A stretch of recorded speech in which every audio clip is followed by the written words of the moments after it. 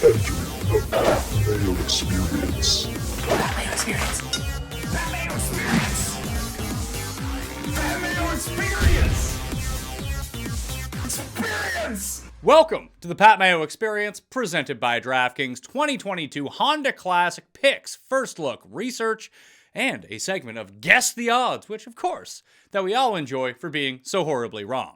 Remember to smash the like button to the episode, sub to Mayo Media Network, and in the comment section, give me your early lean for the winner at PGA National this week. DraftKings Listeners League is available, 3,500 spots, rake-free, 3 max, go play in it. It's down in the description. Right now, let's fill that quickly so we can keep building this up. So maybe we can get like 7,000 for the Players' Championship. Additionally, the newsletter is down in the description as well. Free to join. There'll be a Sunday night and a Wednesday newsletter with information, all of that fun stuff, everything pertaining to golf for the moment. You missed the Custy show on Wednesday or Thursday, whenever the hell it came out. I was away for most of the week. We'll get to that in a second. We'll probably get onto that on Monday's show with Feinberg.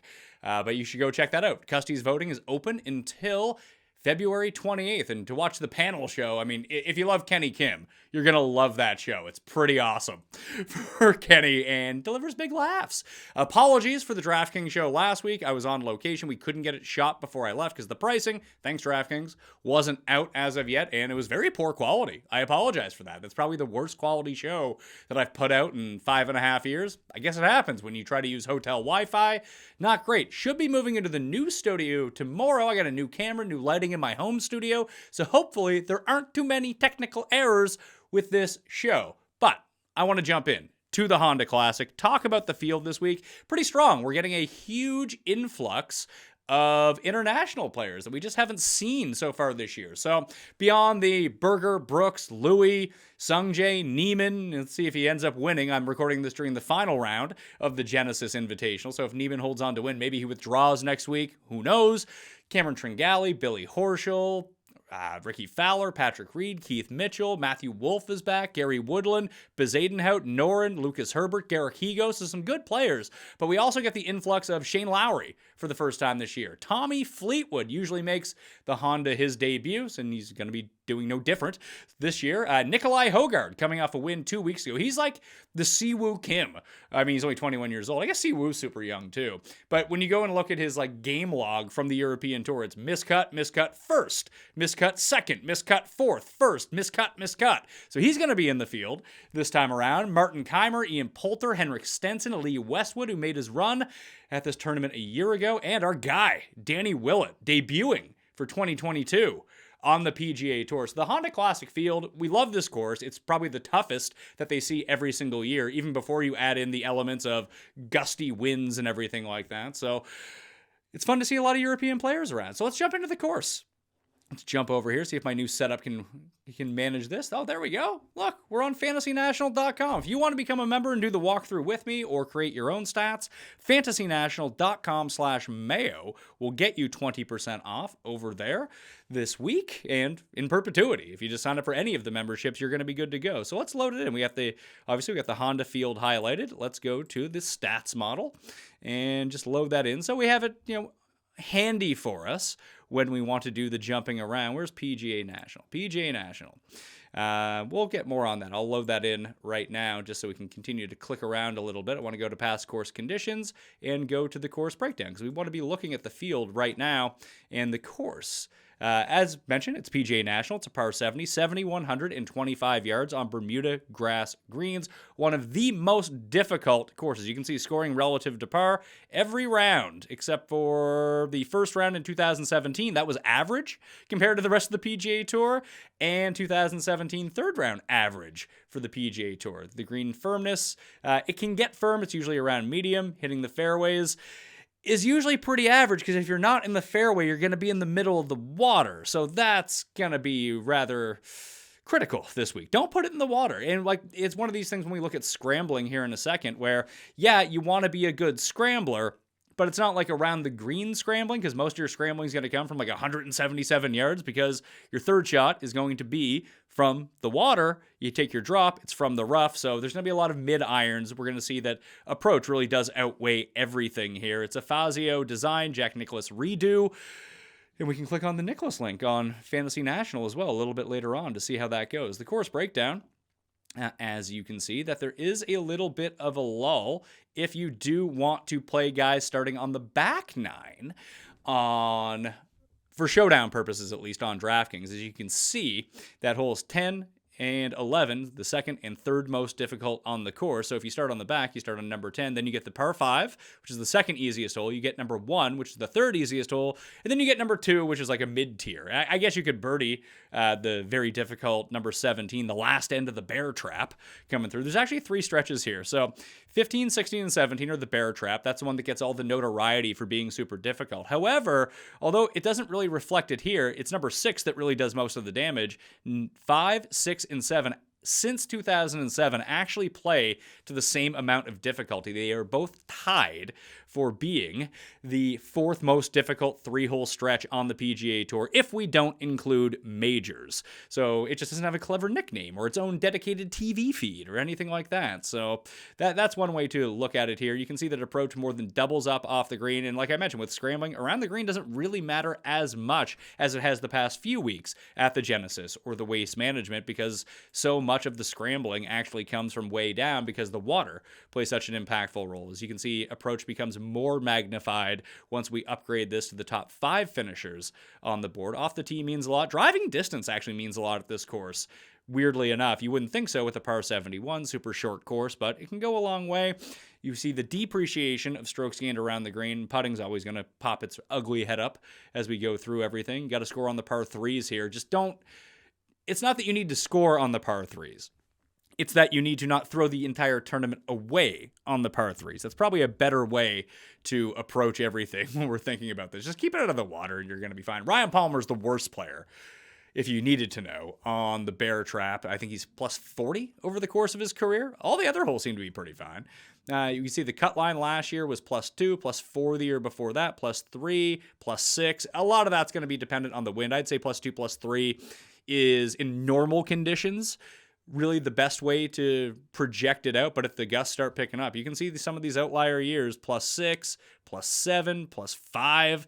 It's going to be over par. It has yet to be under par since 2007. That's when the course first debuted as the Honda Classic for this tournament. Before that, it was somewhere else in Florida, but it's the PGA National Championship course this time around. Greens and regulation, super low. Again, scrambling percentage, super low, only 55%. Again, so much of that has to do with the water. You can go low at this course. It's possible, but you really need to have all your faculties going about you. Can you rebound from making a bad birdie or making a bad bogey? Sorry. You can see the average driving distance here is only 272.7. A lot of that is forced layups, because you don't want to drive it too far and end up in the water, end up in one of these weird runoff areas where the water ends up coming through.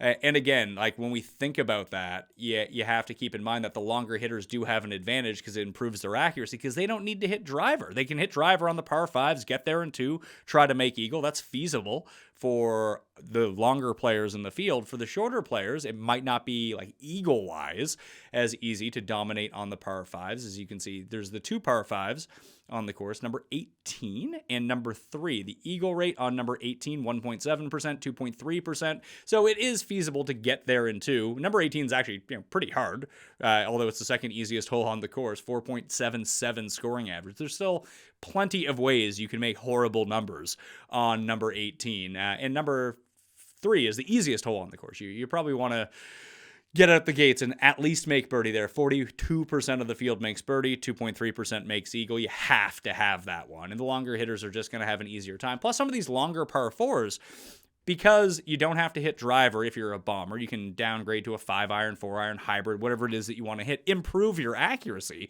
Try to take the rough and take the water out of play. And then even if you're just laying up to the point where most people hit your driver, you're still going to have a shorter iron in, thus becoming more accurate on your approach shot. So that's sort of the thesis of why the bigger hitters have had a lot of success here, because you think you would want your Brian Harmon types. Not to say that those guys are completely disqualified from contending here. It's easier for the Brian Stewarts of the world to potentially contend. I do think that the path is a little bit easier for those who hit the ball quite a ways. Take a look back at what happened last year, the Matt Jones year. I went back and looked at my picks. I actually had Joaquin Niemann at this tournament, so that's always fun.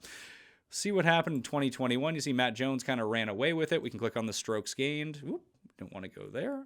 We want to go to 2021. There we go. Open that in a new tab for us. Matt Jones, Brandon Hagee, 1-2. Denny McCarthy, CT Pan, who's having a pretty nice week right now, actually, at the Genesis Invitational. Seifert and Steele. Steele, you can see, 2 top 5s the past 2 years, a T14 in 2017. On top of that, Sung Jae Im, the winner when we were at the DFS Open. Feinberg was there. So was Kenny, rooting the guys on from the box. I actually think that was the year that Mac came in second and Feinberg was hanging out with his mom on like the 18th fairway as Mac tried to bring it in tight, pulled it a bit left, and that was the end of him. Sung Jae goes on to win. Zach Johnson inside the top 10. So there's some of the shorter hitters. Not a lot of the big bombers end up playing. You see Aaron Wise, Coastal Course Specialist, just like Graham McDowell back in the day. He's someone who's had some success here. Harry Higgs is going to be in the tournament this year. He was inside the top 20s, made the cut in both years. You can see just so much red, even along with, it takes 2 bad shots and you're out of this tournament. So it's one of the more random ones. That's the one thing you should note about the Florida swing, especially with the Players' Championship coming up, is that the amount of variance once you add in water to a lot of these courses is just going to be exponentially higher than the random variance that there normally would be with just putting on a random tour event. Your ball striking can be good outside of 2 shots and you're absolutely cooked because you got crooked numbers everywhere else. In 2020, there we go. Sung Jae, Mac Hughes, Tommy Fleetwood. Lee Westwood was cut at this one last year. Then he went to Bay Hill and challenged Bryson the next week. But he was T4 at this tournament. This is also last year. You have to remember it was played 3 weeks later than it normally is because of the weird COVID schedule. It's back to its normal time slot at the end of February. It might be even a week in advance of where it normally was. So, I don't think it's going to really affect it that much. The grounds crew did have a little bit of a time keeping everything short, keeping everything as fast it was normally be. But it did resemble what we're looking at here. Oh God, Luke Donald. I bet you the model is going to love Luke Donald because his approach. Just quick aside on Luke Donald for a second. Former #1 player in the world. We know all about this. Probably going to join that Saudi tour before long enough. Look at these approach numbers. If he could do anything else well. He used to be the world's greatest putter. I think he went an entire season without a 3-putt or something crazy like that. 2.5 in a miscut. 1 in 2 rounds at Pebble Beach. 3.4 at the Sony Open. Sony is a good corollary course for here. We've seen a lot of guys over time either win both or perform well at both. Obviously, JT has won at each. Mark Wilson had won at each back in the day. Russell Henley has won both these tournaments. I think Russell Henley won this one. I think so. He lost in a playoff, at least.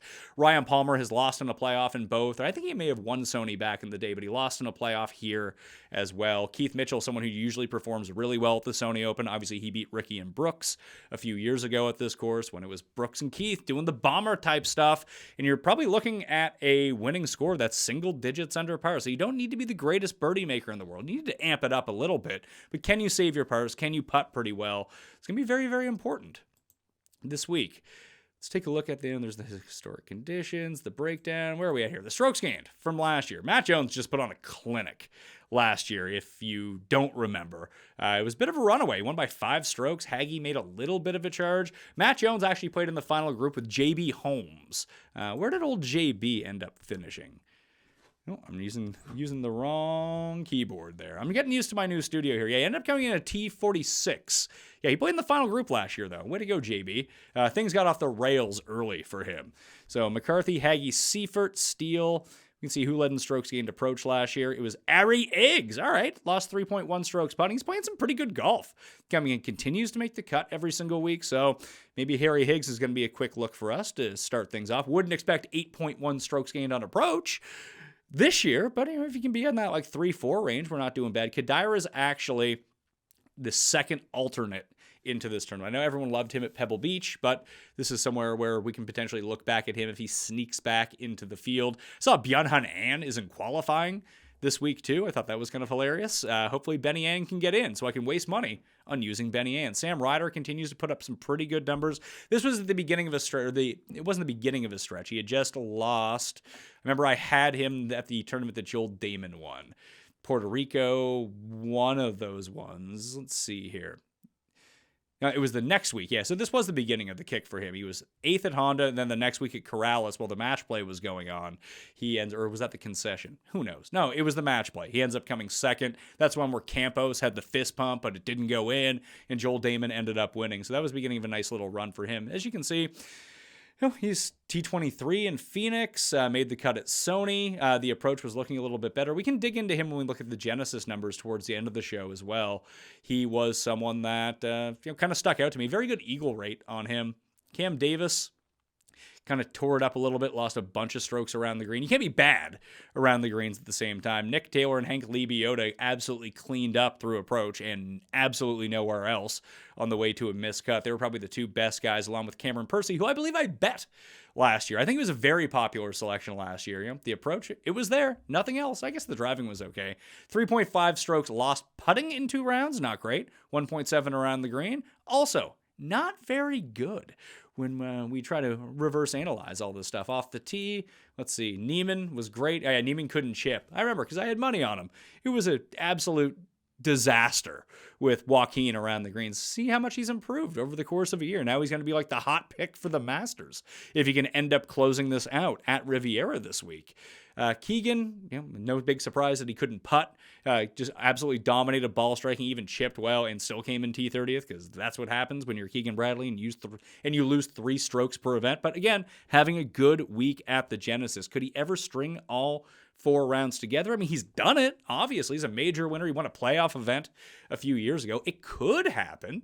Just not saying that's very likely to happen. Let's take a look at the modeling for this event. I brought it up before, so I'm going to go to the edit of the custom stat model so we can just take a look at what I've been looking at the past few years here. Strokes gained approach, 30%. Ball striking is 10%. Opportunities gained, 5%. Driving distance, I'm actually going to amp this up a little. I'm going to decrease approach by 5%.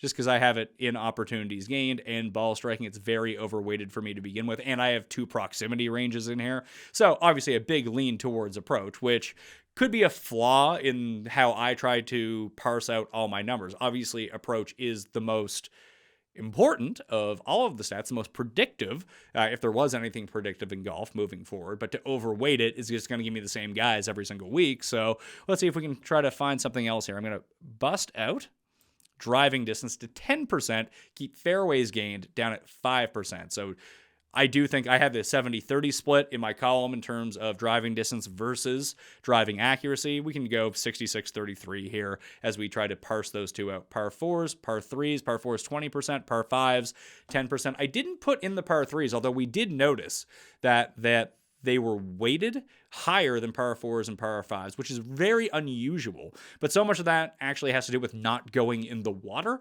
that it's just taking random par 3 samples is not really going to parse out who's really good at holes of that range. Probably better to look at the proximity, probably better to look at the approach on things like that. Par 5s at 10%, proximity 175 to 200, proximity 200, 5 and 5, and then bogey avoidance, which I don't normally put in. Put it at 5 just in case, there's guys that get themselves at a lot of trouble. Let's load this in.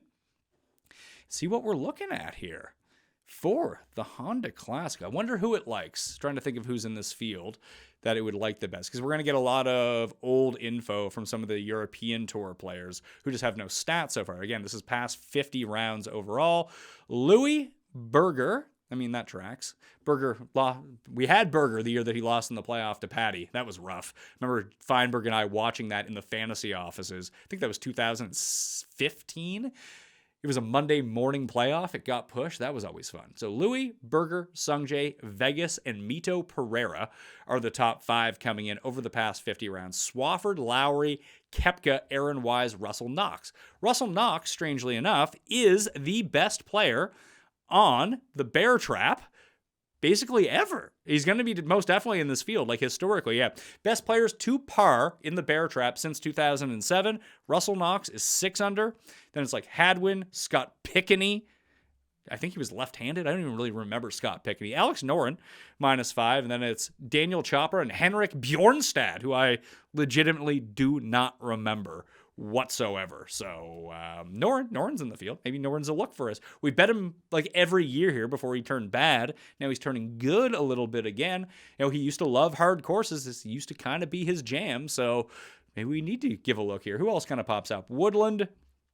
I mean, I can always get behind Gary at any club down course. Neiman is up there as well. The Gim Reaper, number 13, Tringali, Bezadenhout. Man, if Bezadenhout can just hit a fairway, which he does, I know that the odds are going to like him. The books are savvy to Christian Bezadenhout. And one of these weeks, he's going to have that putting week that we're searching for. I doubt that I'm going to jump off the Bezadenhout bandwagon as of yet. Svensson and Aaron Rye are up there. Rye made the cut at the Genesis, so maybe we can take a look at him again. Another short hitter who hits those longer irons really well. That's what we really want to see. Svensson, very much the same way. So the guys that don't have a ton of distance, we want the accuracy to be up and the long iron play to be up. We want that correlation. And someone like Alex Smalley, who continues to drive the ball really well. And this is past 50 rounds. He's only 47th in the field in terms of distance, but he is 33rd in fairways gained. So he's one of the few players that does have that extreme distance plus a modicum of accuracy to go along with it. That's always nice to see. You can see when I sort by driving distance gained over the past 50, very few guys are going to pop up with pretty good driving numbers. Swafford is one who's 24th and then 45th in accuracy. Mito Pereira is up there as well. Brennan Steele, I mean, he's not great. He's 88th in accuracy in a field of 144. Smotherman, 42 and 55. Smalley, 47 and 33. So those are a few guys you could potentially look at. Let's shrink this size down to past 24 just to see if it gives us any other names that kind of crop up to the top of the list that maybe we weren't considering so much before. Sorry if this is a bit jarring this time through. It's the first time using the new setup. I'm looking at different screens. I got a different keyboard. Paul has been working while I've been away to get the new studio set up. So we're really, really hoping that all things are fire for Monday with Jeff, but we'll see about that. Past 24 rounds driving distance gained. Anyone else pop up? We see that Seth Reeves, the big lefty. I think he's the big lefty. Anyway, 9th and 68th. That's okay. Anyone else kind of crop up? Davis Riley, 25th. I mean, Davis Riley, okay. 16th in par fours gained, 24th in fairways gained, 25th in driving distance, 24th in opportunities gained. Okay. Don't hate that with Davis Riley as a potential long shot guy. We see Smotherman, top 30 in distance, top 60 in fairways gained. Swafford's almost on that same level, but he's been the best at proximity from 175 to 200. So let's not write off our old guy, Hudson Swafford. Smalley goes from 39th to 19th, so that's really good. Sungjae is going to be up there. It might be a nice spot for a Sungjae rebound. Who else? Ricky Fowler, 45th and 54th. Obviously a former winner at this event. Seb Straka, someone who popped up in the top 10 of the leaderboard last year. Taylor Moore. Okay, here, some positive numbers here. Not the greatest numbers across the board, but as we can see, 52nd in driving distance, 45th in accuracy, 8th in par fours gained, 5th in par 5 proximity, or par 5s gained, and top 60 in the field, 175 to 200. Bad from beyond 200 yards. Bogey avoidance is 11, so the putter's been running really well for him. Nick Taylor, another one who's been pretty high up in bogey avoidance. Not really great anywhere else across the board, but as we looked at last year, his approach was the best in the field for everyone who missed the cut, and maybe sometimes that's somewhat important. So let's do a deeper dive on Davis Riley. See, his only putting positivity comes from Bermuda grass, so that's good news because we're on Bermuda this week. Let's take a look at how he's been finishing. 49th at Pebble Beach. Has not really been very good with his approaches, but at Sony, the corollary course, he was T20. Okay, so let's take another look into Sony. See if we have some crossover names that could potentially pop up here that may have played pretty well. We'll select the view, 2 strokes gained. Obviously, Hideki beat Henley. Seamus Power not in the field. Svensson was inside the top 10, so maybe we go back to Svensson. Keith Mitchell, a former winner at Honda, is up there as well. I didn't see Michael Thompson. Was Michael Thompson in the field this week? Didn't see him pop up on anything. It would be strange if he didn't play. There he is, Michael Thompson.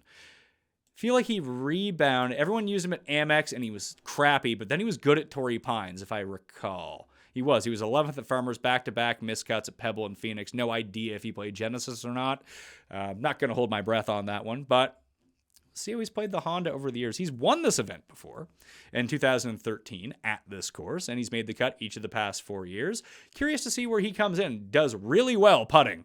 I mean, overall, yes, he's a very good putter, but specifically at this course has gained in each of the past 5 years. We can see that the approach numbers go down. I mean, he basically putted his way to a top 16 3 years ago. Last year, the approach wasn't great, but he gained in all 3 other parts of the strokes gain metrics, came T19. So we'll throw him on the list. Go back to Davis Riley for a second. Do we have any? Nah, let's see. Sanderson Farms, that's Bermuda. These greens are going to play pretty fast. Bermuda greens, I assume those are Bermuda. That's when he came inside the top 10 on the island course. Coastal, windy that week as well. That was the week that Pendrith blew it in the final round. So he's made 3 of 4 cuts so far. Like, that's not so far in 2022. It hasn't been pretty, mind you, but if he can putt a little bit this week, it does seem to be shaping up for him, at least based on the key stats that I'm looking at. Nick Taylor, okay. Did not play Sony, 33rd, 30th, 14th, missed the cut in Phoenix. Not sure if he played at Genesis or not. We can dig more into that a little bit later on. Taylor Moore, I believe he made the cut at the Genesis, T16 at Pebble. RSM, another short course on the coast, Bermuda grass, came in 6th there. Sanderson Farms, another shorter course on Bermuda grass, came T20. The books really love Taylor Moore for what it's worth. Yeah, he always seems overpriced to me for where his skill set rests, but you can see he gains on POA, gains on Bermuda. We're back on Bermuda, and it's not like he's a bad putter on bent. He just doesn't happen to gain because he doesn't have that many qualified rounds. We look at it. You see a big Corn Ferry career. And then you look at the bottom and see stuff that he played the Canadian Open in 2016. Probably not too concerned about that. More what Taylor Moore has been up to lately. So Michael Thompson, Davis Riley, Nick Taylor, Taylor Moore. I think this is around the range that we want to go to here. Let's take a look at fairways gained overall and see if anyone T-dunks.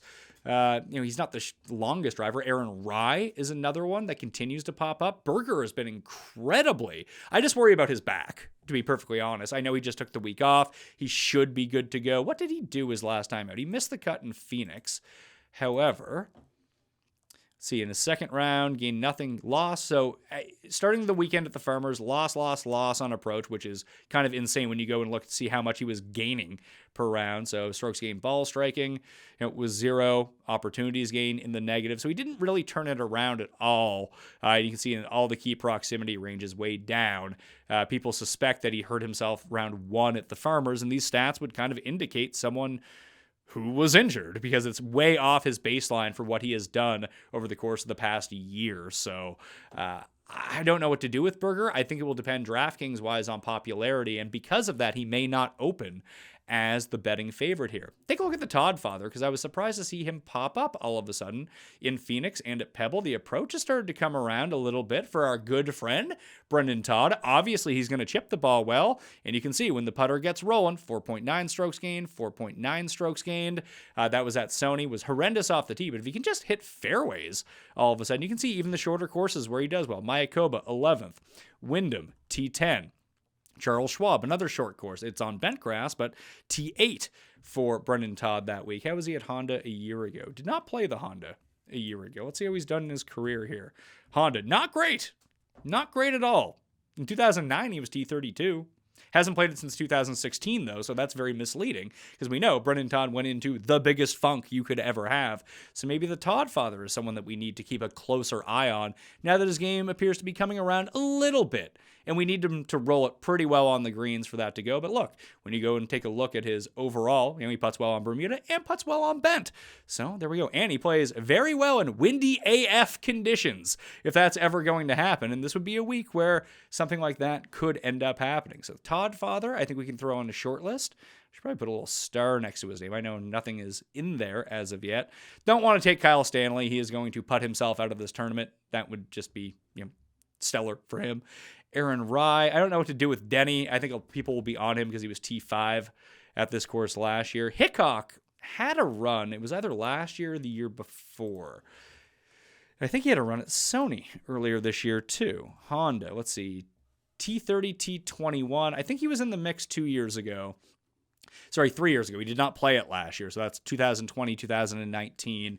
Played really well tee to green both those years, whether it was through the driving and then the approach the next year. Putted pretty well. How has he done at Sony? T20 at Sony this time around. Kramer. T19 at Sony, T45 at Sony. All right, so he's putting up results at the courses that we want to see him put up results at. It was Travelers last year where he lost in the playoff, to Harris English. So these are all guys that we can kind of get behind here, just if we're scraping down deeper in the list. It's going to be really difficult to differentiate at the top, at least in my mind, solely because we have so many of the bigger names in this field having just come over from Europe, and how do we really parse any of those numbers? Like Fleetwood played really well. Lowry played okay, but not great. Hogard has the win and a bunch of missed cuts. Stenson and Poulter, who knows where they're at in their career. Poulter is someone I might be able to get behind here. Danny Willett, if it plays tough. Obviously, we always like Danny at places where things go super tough. So anything else we need to look at here? Proximity, just strokes gained approach overall. Berger, Swafford, Knox, Christian Bezadenhout, Mito. Knox is going to get overvalued because that stat will come up about him being the best player on the bear trap. I wonder what his results are for someone who plays the bear trap so well over the course of his career. How he has done at the Honda over the years. Miscut, 51st, miscut. He was third and second. That was the year. Second was the year that Rory won. The Tiger just missed the playoff upon his return. I think that Palmer and Henley were in that playoff too. And there was a fourth member, I think. Yeah, Henley won, beating Rory, Knox, and Palmer in the playoff. That's how it all turned out. And that was not the Tiger year, mind you.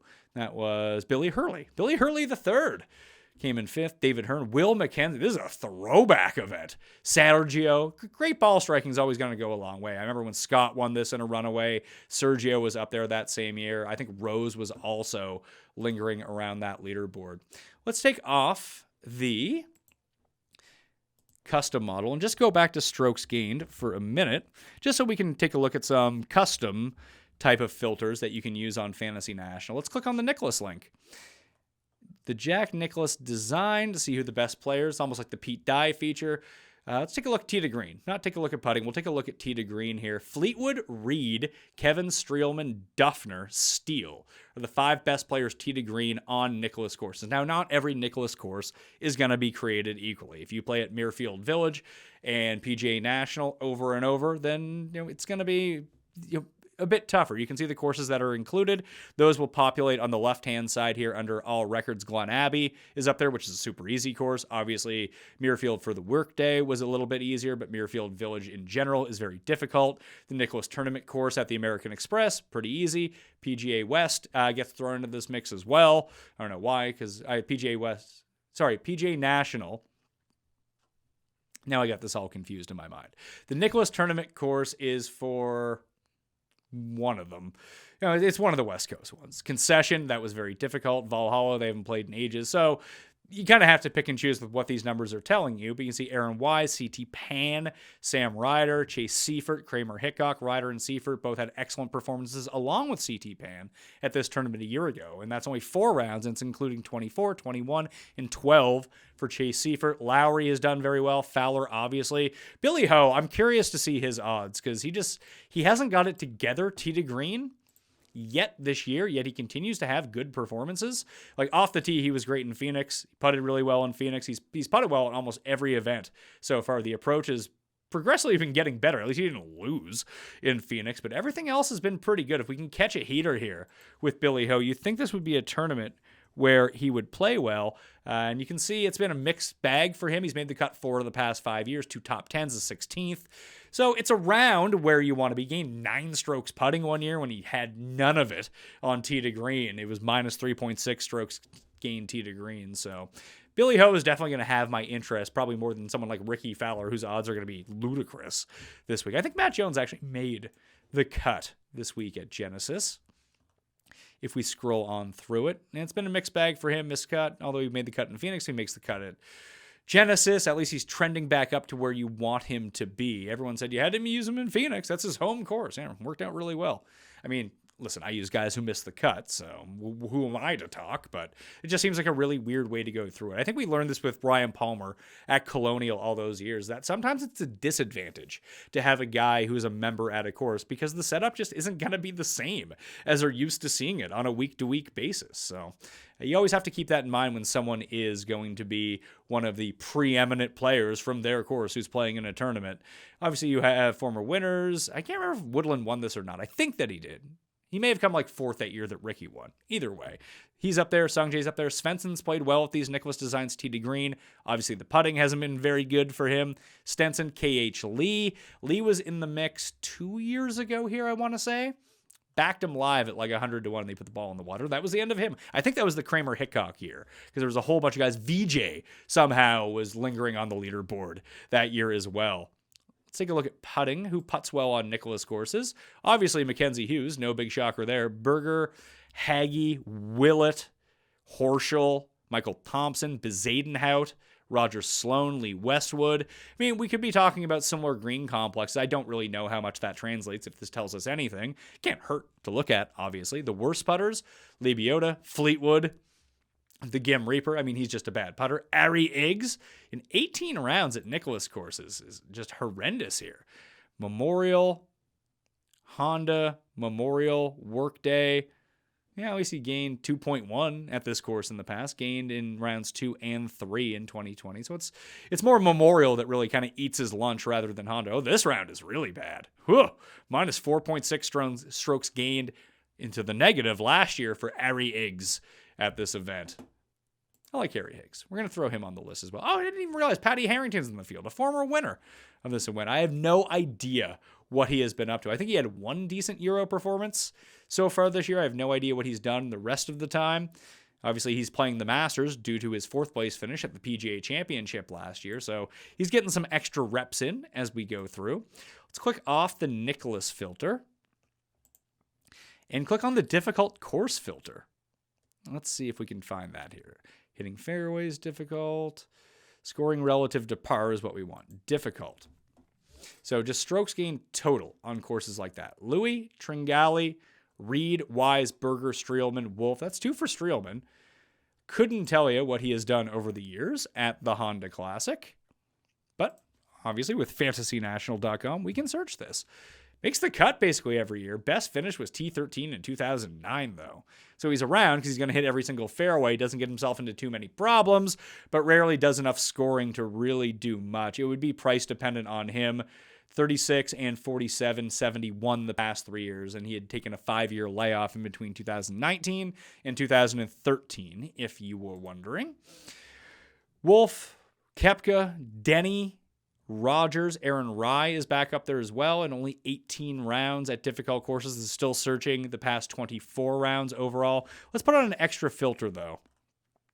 Courses less than 7,200 yards and courses from 7,200 to 74. So you get your shorter, difficult tracks, then your mid-size, difficult tracks, which this will be depending on where the tees are going to be placed at any given day. And it gives us a bigger sample overall as well from courses to draw from, rather than having the over 74. Like, I don't know how much Torrey Pines correlates with this place. When we sort it by that, Reed is the best player in the field. Something has happened to Patrick Reed. I don't know if it's the driver change to a crappy driver, or whether when he spent like 3 weeks for his unknown illness in the hospital, that truly affected him. And he really hasn't been the same player outside of that one tournament in Bermuda, although you're probably going to catch like 100 to 1 on Patrick Reed at this tournament, which is just bonkers to think.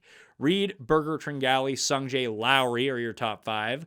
Fleetwood, Woodland, Steele, Denny McCarthy, Nick Watney is the overall top 10. That's for strokes gained total on difficult scoring relative to par courses under 7,400 yards. You also have Matt Jones, Kevin Streelman, Aaron Wise, Aaron Rye, Mackenzie Hughes. That's only 5 rounds for Aaron Rye. Only 3 rounds for Alex Smalley, but he is number 17th on that list. Knox is 17. Then you have Mitchell. You have Harman. Harman's been playing better golf. Then you got Seabez down at number 20.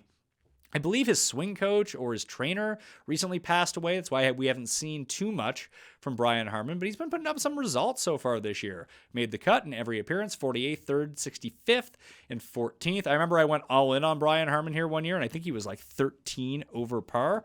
That would be this year, 2016. Yeah, it was not a great run for old Brian Harman. Really scarred me to Brian Harman. He does have an 11th and a 12th here in his career. Generally plays this tournament, did not play it a year ago, and has only missed the cut 3 times in 10 performances. So potentially someone you can go to now that he's playing a little bit better golf. You can see the off the tee and approach was really good in Phoenix. The approach was excellent at the American Express, which obviously is a shorter course at PGA West, and obviously there's the Nicklaus design there as well. Not included in the strokes gained approach, though. And the Sony Open, he was kind of a disaster and putted his way out of it, but he did manage to sneak through the cut line. Sometimes having a good putter on your side can put the variance on your side. I mean, that's just the way that it rolls sometimes. So that is what we are looking for in terms of stats at PGA National this week. If we try to guess the odds, it's going to be kind of difficult to guess the odds on this one. It's going to be Berger or Koepka, I'm thinking. So yeah, Berger, Koepka. I don't know how the books are going to value Brooks. He's played this tournament well in the past. Then you have Louis up there as well. And Sungjae. Neiman winning, actually, even with Neiman's performance, he's going to end up being pretty good. But those are likely your top 5 this week in terms of odds. Berger, Brooks, Louis, Im, and Neiman. The one thing that we're seeing in this tournament versus what we've seen in other tournaments so far this year, in every other tournament for that matter, is we don't have an elite player. Yes, Brooks is an elite player overall. The books do not treat him as if he is an elite player because he's so inconsistent. So like Berger's a very good player. But are they going to hang the can't lay 8-1, can't lay 9-1 on us? I very much doubt it. So I'm thinking 12-1 for Berger, 14-1 for Brooks, 14-1 for Louis, 14-1 for Sungjae, 16-1 for Neiman. We might not even get the 12. This might start at 14 and go 14-20 and just have a cluster of guys. This 20 to 40 range is going to be jam-packed because you're going to have your Fleetwoods, Lowry might not end up coming in until I don't know, let's say 30-1, 33-1. I'm such a slut for Shane Lowry, especially at tournaments like this.